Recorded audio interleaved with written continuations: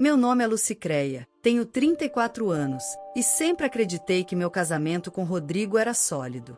Nos conhecemos na faculdade, ele estudava administração e eu cursava pedagogia.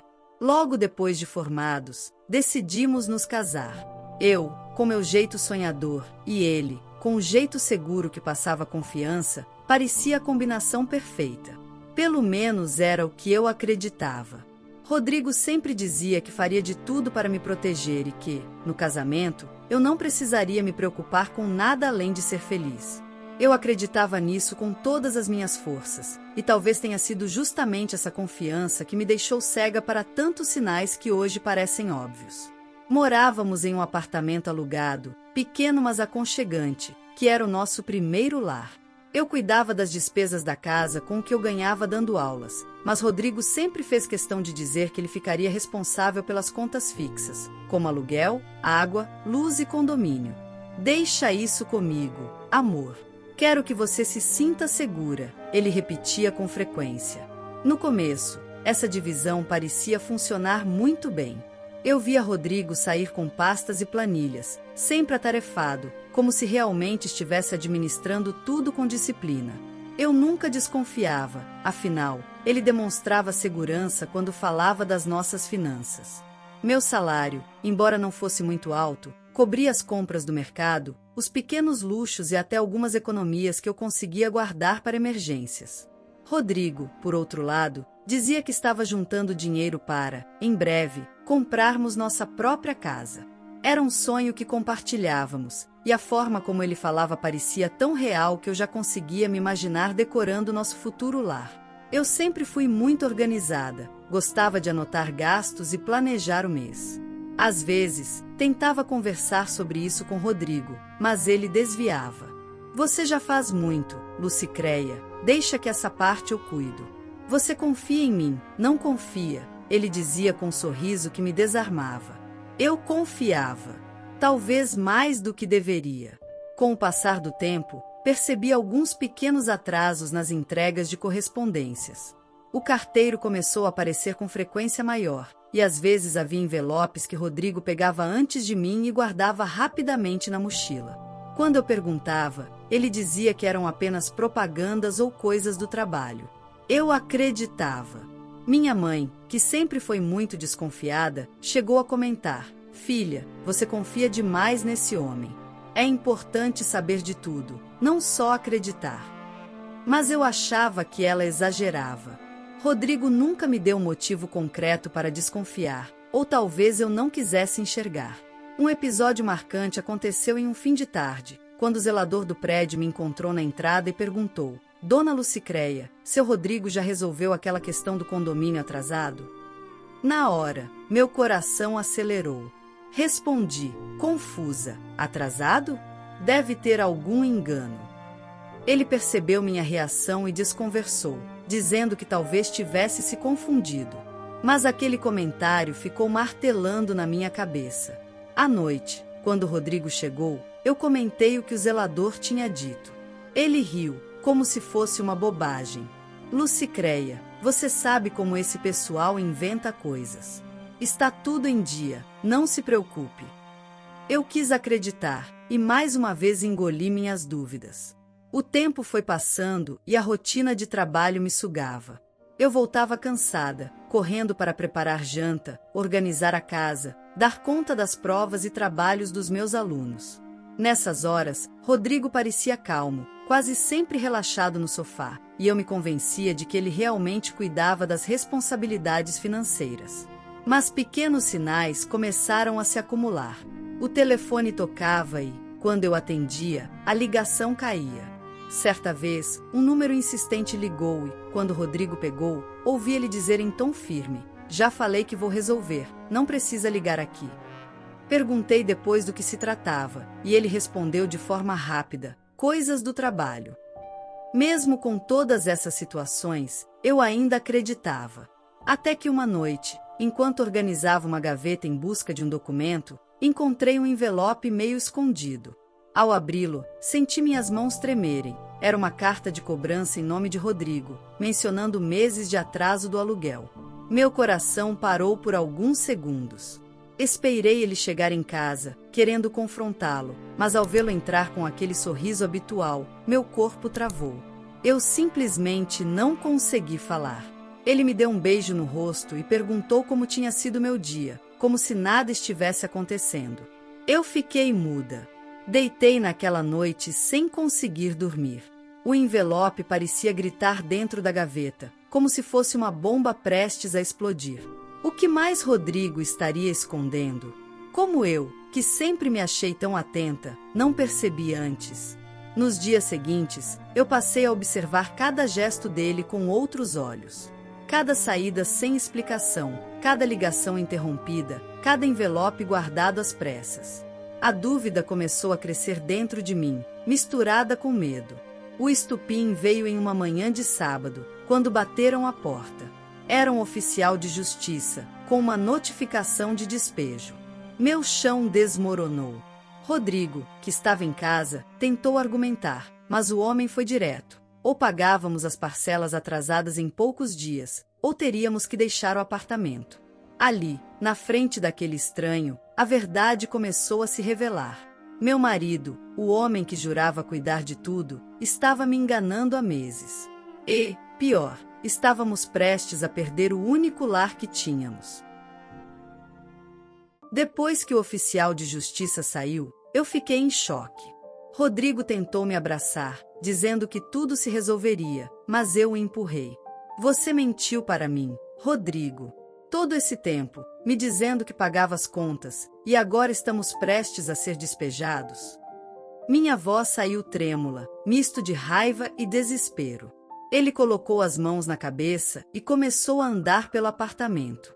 Lucicréia, eu ia resolver, eu juro. Só que as coisas saíram do controle. Eu tive alguns problemas, fiz uns investimentos que não deram certo, e quando vi já estava atrasado. Não queria te preocupar. Minhas pernas tremiam. Não me preocupar? Rodrigo, esconder que estamos quase na rua é não me preocupar? Você deixou que eu confiasse em você, e agora descubro da pior maneira possível.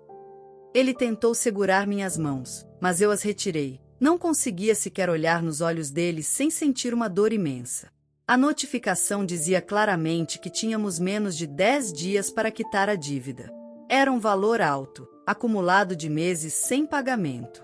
Eu não conseguia entender como Rodrigo conseguiu esconder aquilo por tanto tempo. O zelador, as ligações, os envelopes escondidos, tudo fazia sentido agora. Nos dias seguintes, a tensão dentro de casa ficou insuportável. Eu mal conseguia dormir, com medo de que, a qualquer momento, viessem nos colocar para fora. Rodrigo dizia que estava correndo atrás, mas eu não via nada de concreto. Ele saía de manhã e voltava à noite, sempre com a mesma desculpa: estou tentando resolver. Uma noite, não aguentei e revirei a mochila dele. No fundo, encontrei mais cartas de cobrança.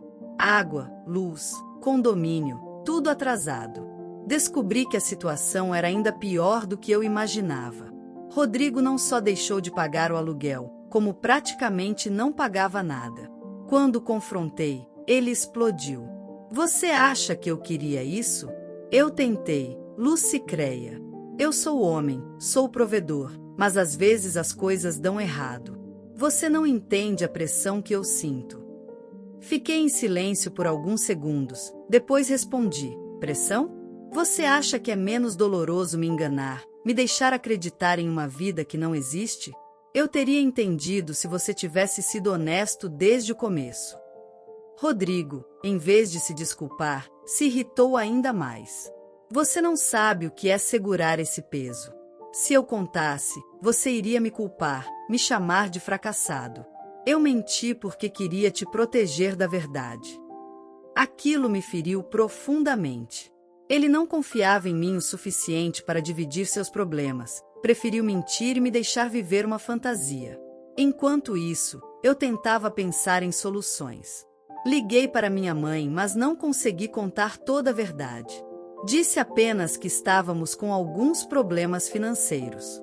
Ela percebeu minha voz trêmula, mas não insistiu. Eu estava com vergonha, sentia como se tivesse falhado também. No trabalho, minha concentração sumiu. Entre uma aula e outra, eu pensava na possibilidade de perdermos o lar. Eu me perguntava onde moraríamos, como recomeçar. E, acima de tudo, me perguntava se conseguiria continuar casada com alguém que me enganava tão descaradamente. Numa tarde chuvosa, recebi uma ligação estranha no meu celular. Era da imobiliária responsável pelo apartamento. A funcionária dizia que já havia tentado falar com Rodrigo inúmeras vezes, mas ele sempre desconversava ou desligava. Dona Lucicreia, precisamos de uma resposta urgente. O prazo está acabando. Eu não sabia o que responder. Quando Rodrigo chegou naquela noite, eu o encarei firme. Você vai me explicar agora. A mulher da imobiliária me ligou. Você está evitando eles? O que exatamente você fez com o dinheiro que deveria pagar as contas? Ele ficou em silêncio por alguns segundos, depois respondeu: eu usei para cobrir outras dívidas. Fiz empréstimos, investi errado. Acreditei que iria conseguir devolver tudo antes que você descobrisse. Senti um nó na garganta. Então todo esse tempo você estava construindo um castelo de cartas em cima da nossa vida? Rodrigo, você não percebe que não enganou só a mim? Você enganou a nós dois. Arriscou nossa segurança, nosso futuro. Ele tentou me abraçar, mas eu recuei. Não toque em mim agora. Eu preciso pensar. Passei aquela noite em claro.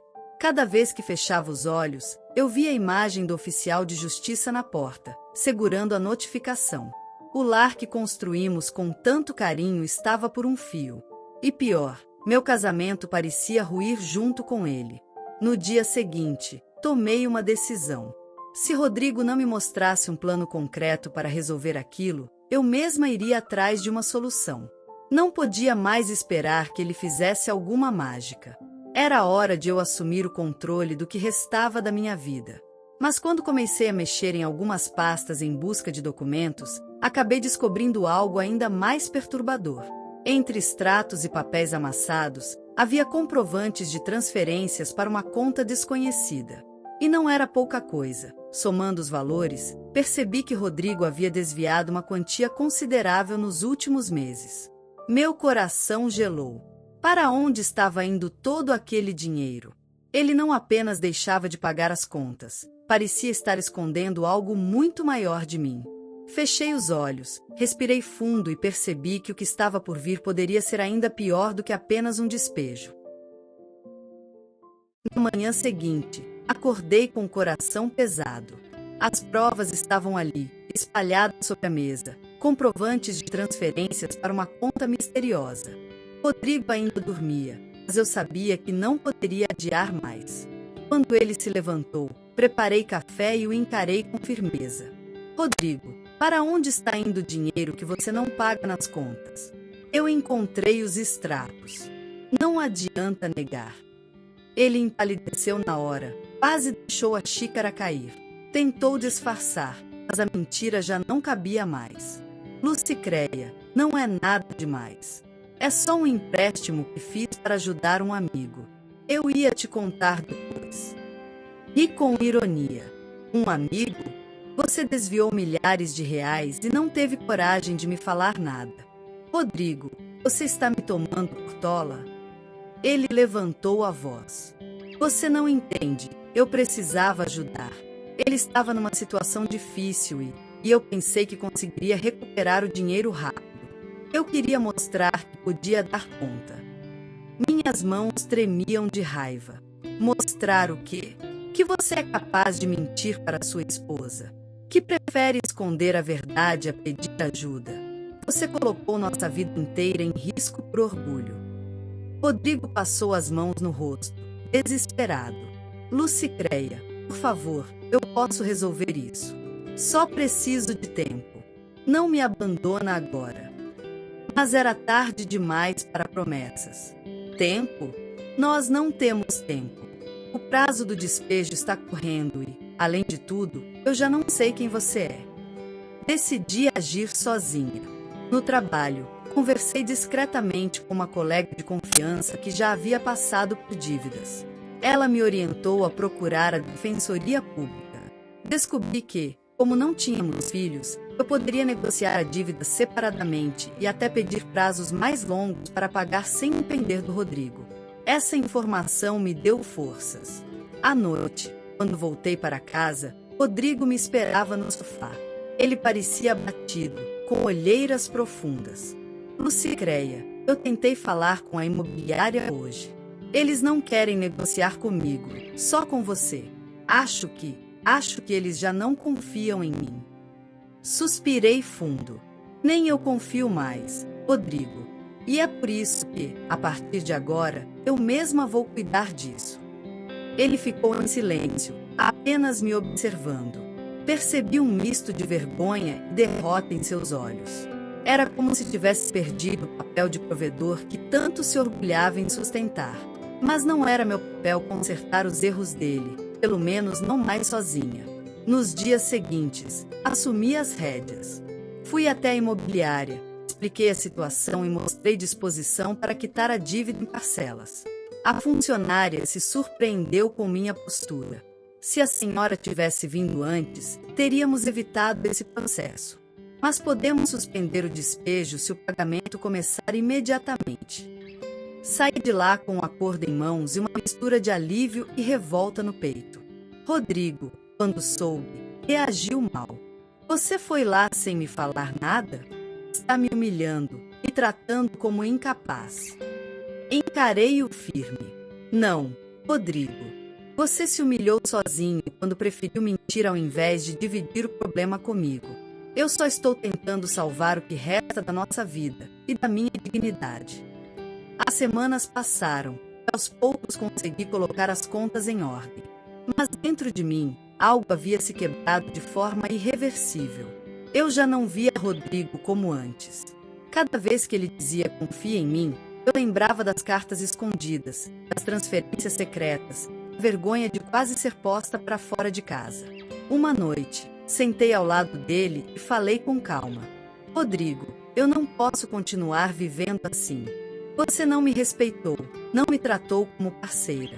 Nosso casamento acabou no dia em que você escolheu mentir ao invés de dividir o fardo. Ele tentou argumentar, mas desta vez eu estava decidida. No dia seguinte, comecei a organizar minhas coisas. Minha mãe me recebeu de braços abertos, mesmo sem eu ter contado todos os detalhes. Rodrigo chorou quando me viu sair pela porta, mas eu não olhei para trás. Era doloroso, mas também libertador.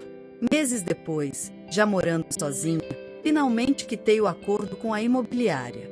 Foi uma vitória conquistada com meu esforço, sem depender de mentiras. E, olhando para trás, percebi que todo aquele sofrimento me deu uma lição. Nunca mais deixaria que alguém me convencesse a viver às cegas em uma ilusão. Meu lar não era mais aquele apartamento cheio de segredos. Meu lar agora era a paz de saber que, mesmo depois da mentira mais dolorosa, eu consegui recomeçar, dessa vez com a verdade do meu lado.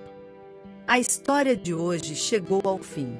E se você quiser mudar a sua história através de deliciosos brigadeiros gourmets, se tornando sua fonte de renda extra, ou até mesmo principal, adquira agora seu livro digital, que chegará no seu e-mail com mais de 80 receitas de brigadeiros por um preço ridiculamente barato.